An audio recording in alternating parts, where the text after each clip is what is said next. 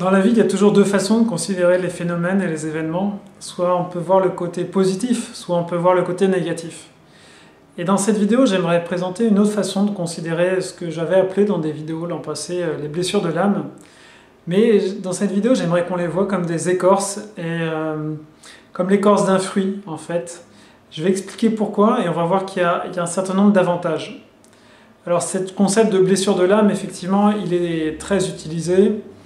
Il y a Lise Bourbeau qui en parle beaucoup et c'est en partant justement des concepts qu'elle a apportés, en partant de la psychologie des tempéraments en fait, que j'avais expliqué comment on peut justement dépasser ces différents tempéraments et c'est un sujet qui est très important.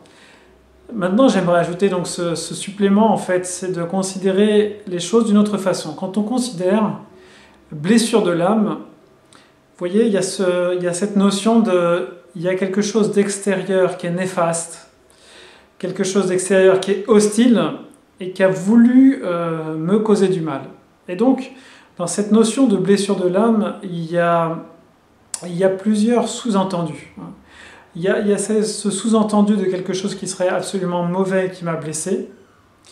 Et puis, il y a aussi le sous-entendu que maintenant, cette blessure fait partie de moi.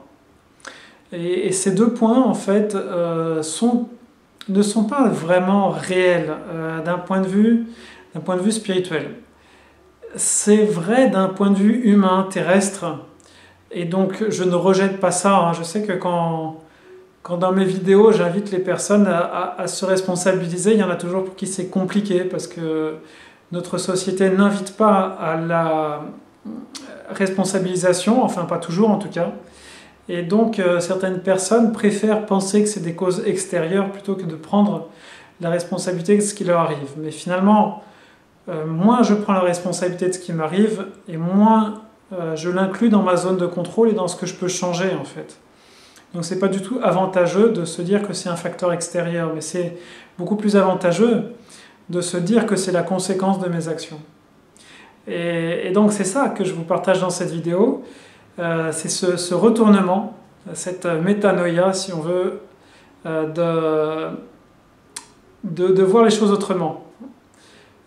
Retournez votre façon de penser, car le royaume des cieux est proche, dit le Christ, et donc c'est un petit pas dans cette direction que je propose à sujet donc, des tempéraments dans cette vidéo. Alors, d'où ça vient justement ce concept d'écorce? Ce n'est pas une invention, hein, enfin il n'y a rien que je considère inventé d'ailleurs dans mes vidéos, mais ce concept d'écorce, ça vient de la mystique juive qui dit en fait que notre âme, ou que notre esprit si vous voulez, ne sont jamais corrompus, mais que ça n'est jamais que des éléments étrangers qu'on met à leur surface. Concept que Peter de Neuf présente aussi dans ses conférences. Quand il utilise âme et esprit au sens fort, il les utilise comme effectivement des éléments incorruptibles sur lesquels on peut faire des greffes étrangères, des greffes d'éléments étrangers, mais qui en tant que tels sont incorruptibles. Alors déjà, ça c'est une pensée qui je trouve est vraiment enthousiasmante et réjouissante, et c'est vraiment ce que j'ai pu vivre en fait. Ce que je vis de plus en plus, disons. J'ai passé des milliers d'heures à travailler sur ces blessures, et c'est pour ça que j'avais fait ces vidéos sur ma chaîne YouTube.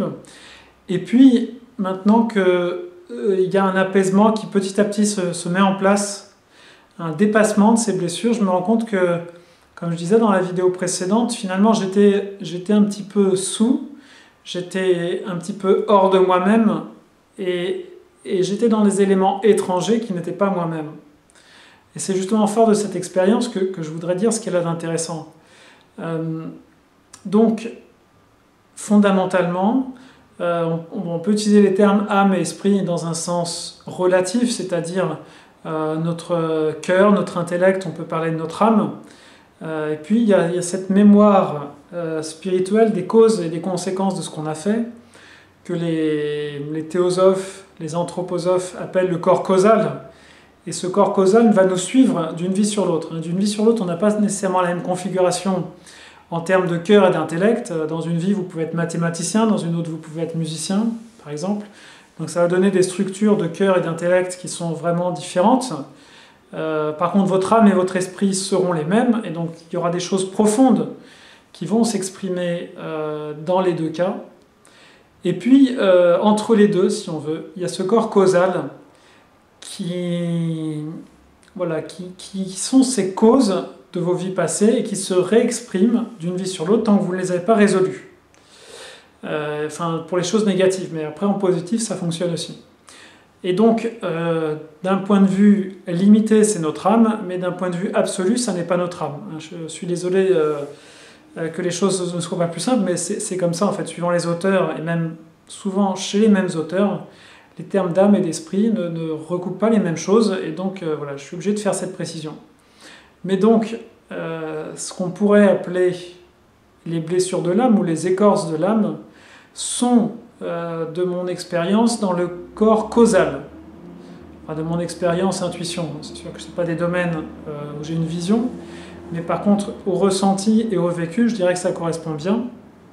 C'est-à-dire que ça dépasse simplement nos pensées, ça dépasse nos émotions, et c'est vraiment collé devant notre âme. C'est-à-dire qu'il y a notre âme et notre esprit qui sont tout en haut, entre guillemets, vraiment dans des plans purs, et, enfin au sens fort, donc âme et esprit au sens fort, et entre les deux, il y a ce corps causal qui nous rappelle tout ce qu'on n'a pas payé. C'est un petit peu comme le fonctionnaire des impôts qui viendrait nous rappeler qu'on a telle et telle traite en retard, ou le banquier qui nous dirait mais vous voulez être libre, mais attendez, là d'abord il faut que vous me régliez, après vous serez libre. Mais de même que la dette que vous avez signée, il y a quelque chose qui vous correspond, il y a votre signature sur cette dette, mais vous n'êtes pas cette dette. De la même façon, les entre guillemets blessures de l'âme, et je préfère à présent que c'est clair dans cette vidéo parler d'écorce de l'âme, ne nous correspondent pas fondamentalement, et ce ne sont que des limitations qui sont nécessaires, et c'est ça qui devient intéressant. Donc c'est l'un des points positifs. Je vais venir donc au point positif sur ce terme d'écorce. C'est que d'une part, voilà, personne ne va se rebeller contre l'écorce d'une banane, chacun comprend l'utilité, que ça donnait la forme à la banane, ça protégeait, ça permettait le transport, ça gardait un petit peu des changements de température, etc. Donc il n'y a personne qui va se dire mais c'est insensé, mais qui a mis une peau sur la banane, qui a mis une peau sur la pomme, etc. Voilà, on est dans une compréhension de l'utilité respective des différentes parties du fruit. Et ça va même plus loin, c'est-à-dire que sur certains fruits, cette écorce, elle est non seulement comestible, mais elle est extrêmement nutritive et bénéfique. Et donc ça indique justement que ces écorces, vous pouvez les utiliser pour vous transformer, vous pouvez les utiliser pour grandir. Comme on fait maintenant d'ailleurs des composts avec certaines de ces écorces. Donc ça c'est intéressant. Et en résumé, donc pourquoi utiliser plutôt le terme d'écorce que le terme de blessure? Donc, ça va vous rendre plus responsable de ce qui vous arrive. Je me suis fait une écorce, c'est normal, je suis en train de grandir. Sans cette écorce, je n'aurai pas de structure. C'est cette écorce qui va capter aussi les rayons du soleil, de même que vos difficultés dans la vie vont vous obliger à vous tourner vers le soleil pour les dépasser. Donc c'est là qu'il va y avoir cette photosynthèse. C'est sur un niveau extérieur en fait, donc plutôt au niveau des feuilles d'ailleurs, mais il va y avoir en tout cas cette maturation grâce aux rayons solaires qui va passer par l'écorce. Donc première chose, ça va vous responsabiliser. Deuxième chose, vous allez être dans une vision positive de la vie. Il n'y a pas des éléments extérieurs qui seraient gratuitement négatifs, mais voilà, il y a cette structure autour de vous. Donc c'est ce que je disais en introduction, vous êtes dans une vision optimiste grâce à ce terme d'écorce. Et puis, point que je n'ai pas encore mentionné dans cette vidéo, aussi la dynamique va être différente. Si vous êtes blessé, vous allez chercher à l'extérieur de vous-même un médecin, un remède, vous allez chercher un patch, vous allez dire ah, telle compagne m'a blessé, il faut que je trouve une autre compagne qui va me réparer, avec laquelle ça va bien se passer. Et peut-être d'ailleurs ça marchera, je ne dis pas que c'est une stratégie inutilisable, mais il me semble que d'un point de vue spirituel, c'est plus juste de dire plutôt que j'ai été blessé,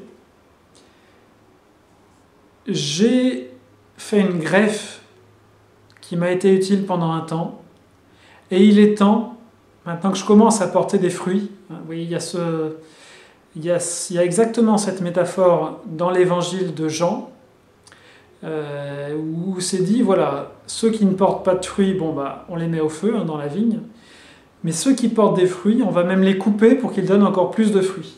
Mais qu'est-ce qu'on va couper en eux? Qu'est-ce qu'on va émonder? On va émonder justement ces parties étrangères. C'est pas que le Christ souhaite nous enlever quelque chose qui serait bien en nous, qui serait fondamentalement indispensable, mais c'est qu'il souhaite enlever ce qui fait obstruction à l'expression plus libre de notre esprit. Et ça, c'est fort. Donc c'est cette dynamique. Et donc, on n'a pas besoin d'aller chercher un patch à l'extérieur. Faites-le si vous pensez en avoir besoin, ça peut être utile.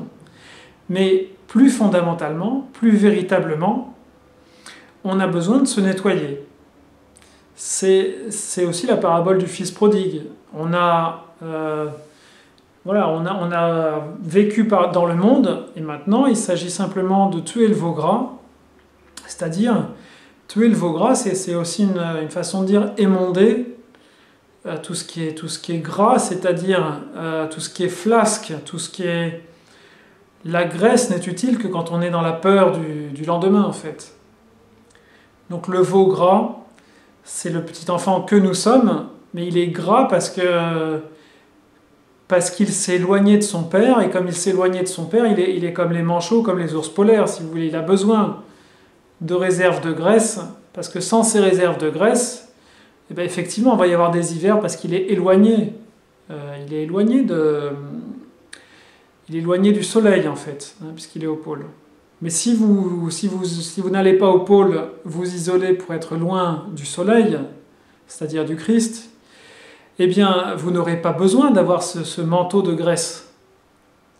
Donc, tuer le veau gras, ça veut dire quoi? Ça veut dire on va remplacer la graisse qu'on avait revêtue autour de soi, et puis ce à quoi ça correspond, toute cette écorce, pour s'alléger.